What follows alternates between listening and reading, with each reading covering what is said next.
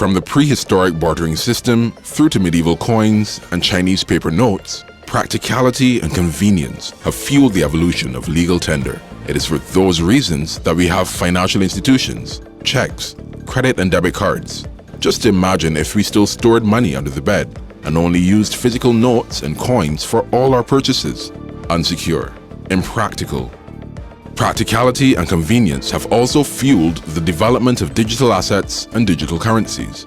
Let's first establish that while both digital assets and digital currencies rely on strong cryptography or encryption algorithms to make them extremely secure, there are major differences between the two. Digital assets function like tokens with values that fluctuate according to each asset's market trends and behavior. Bitcoin is a decentralized digital asset and is not issued by an institution or a single administrator. Bitcoin can be sent from user to user on the peer-to-peer Bitcoin network without the need for intermediaries.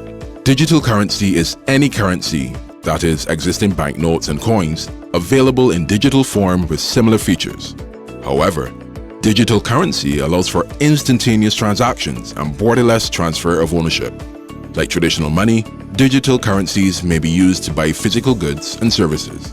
The management of digital currency can be either centralized, like through central bank issuance, or decentralized, where the control over the money supply can come from various sources.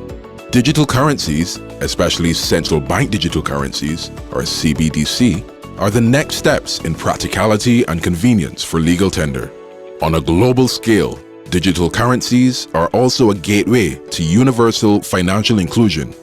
BIT, using evidence from its M-Money app, currently a digital Barbados dollar, is partnering with regional central banks to issue central bank digital currencies. This will centralize the issuance of digital currencies and make local